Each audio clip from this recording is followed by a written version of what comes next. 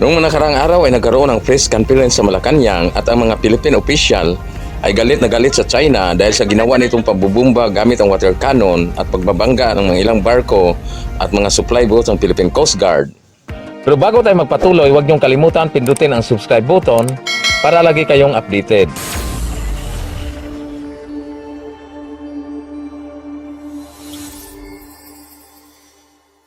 Kaso lang, galit na galit ang mga Philippine official sa China pero hindi naman nila kaharap ang mga Chinese official at sila lang rin at mga media ang nandoon at ayon sa kanila na kanila daw ipatawag ang Chinese envoy. Good morning po, Ambassador Tess. Any actions or measures AFP and PCG para of this MRB 4409 was also corralled at this particular. The Department of Foreign Affairs has also lodged a protest to the maritime communication mechanism yesterday while the Aurora mission was underway. The Chinese ambassador has also been summoned. strategy na binabanggit po ni Asif Malaya. Mag-iiba ba tayo ng We don't need to go down to the level of the Chinese Coast Guard using their water cannon to use it as an offensive weapon and damaging the other vessels. Again, the Coast Guard organizations here in the region has something to do with maritime safety. And with what the China Coast Guard is doing, obviously it doesn't conform with the regional standard of promoting safety. We choose to maintain our moral high ground. If they're going to choose to do that kind of barbaric attack to prevent the Philippine Coast Guard or the Armed Forces of the Philippines in completing our resupply operation, then let them be so. But for the Philippine Coast Guard, using a water cannon to respond to such attack is something that we're not going to do. Secondly, we abide with the guidance of the President that we don't have to do anything stupid to escalate the tension.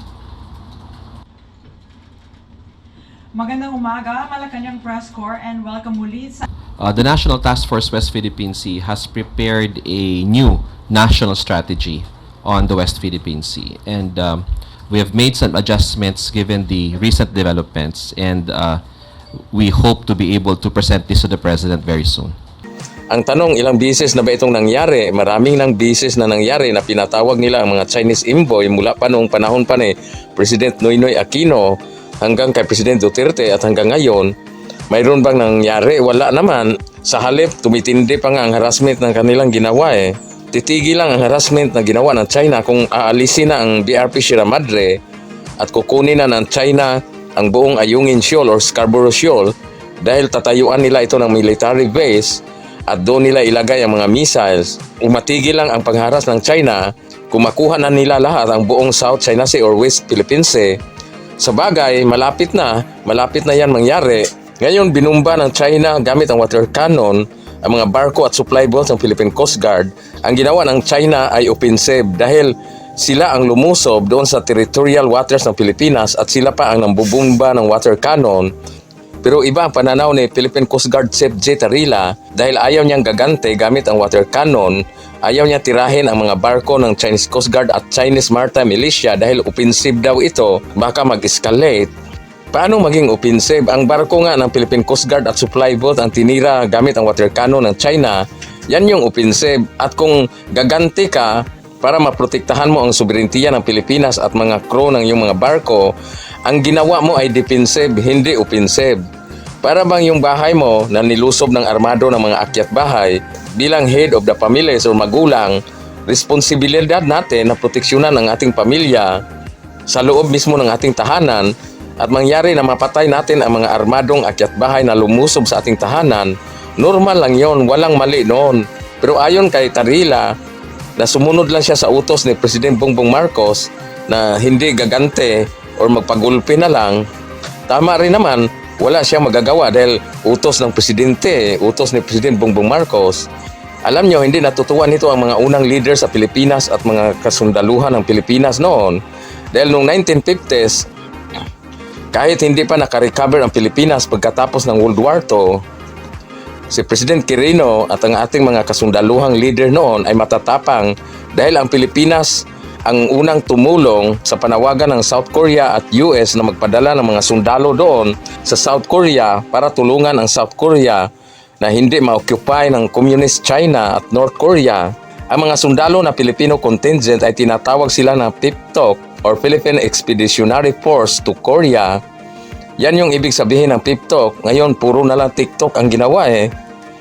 At ang mga PIPTOC or mga sundalong Pilipino na pumupunta sa South Korea ay hindi rin ganong superior ang kanilang mga armas dahil gamit pa ito noong World War II. At lalo na ang climate doon sa South Korea ay hindi nakaranas ang Pilipinas ng mga sundalo na ganon kalamig dahil winter or nag-snow pa, napakalamig. Pero hindi yung naging hadlang ng mga matapang nating mga kasundaluhan noon. Nakipaglaban sila hanggang katapusan. Ang 900 na mga sundalong Pilipino laban sa 40,000 na mga Chinese Volunteer Army. Isipin nyo, 900 versus 40,000. Ang ibang allied forces ng mga bansa ay tumakbo nga at umatras kahit marami pa sila kumpara sa mga Pilipino. Pero mga Pilipino, quit is not an option. At sa halip na umatras ay ang mga Pilipino pa ang sumugod. Sumugod ang mga Pilipino sa mga Chinese forces o tinatawag na Chinese Volunteer Army. At dahil dito natatakot ang mga Chinese Volunteer Army, isipin mo 40,000 sila. At ito ang nakapagbago ng history ng South Korea dahil sa katapangan ng mga Pilipino ay naligtas ang South Korea sa kamay ng Communist China na naging amo ng North Korea. Ito ay nangyayari sa The Battle of Yultong pero hindi lang yon. Marami pang katapangan at kabayanihan ang pinapakita ng mga Pilipino. Noong March 1952, si Colonel Abside at si Major Tanabe ay gumawa ng final assault sa posisyon ng mga Chinese Volunteer Army doon sa Hill Area. At ito'y binansagan na The Battle of Hill Area doon sa South Korea na kung saan 44 na mga sundalo ng reconnaissance platoon ay lumulusob sa posisyon ng mga Chinese Volunteer Army at halos inubos nila ang mga kalaban at ng mga Chinese Volunteer Army. Ito ay sa pangunguna ng batang Second Lieutenant na si Second Lieutenant Fidel Ramos na naging presidente rin. Ngayon wala namang spirit o bravery ang natitira sa mga leader natin ngayon. Kanyon nga lang na tubig, takot na ang mga leader natin eh. Pag matapang ang ating leader, siyempre tatapang din ang mga sundalo. Ang gawin ng Pilipinas ay hindi offensive, hindi tayo ang mangunguna. Kahit aping-api na tayo ay depensa pa rin ang ating gagawin. Hindi na lang tayo magdepensa sa ating sarili. At ngayon sa pahayag ni President Bongbong Marcos ay kausapin daw niya ang China dahil ayon kay President Bongbong na kailangan daw ng diplomatic solution.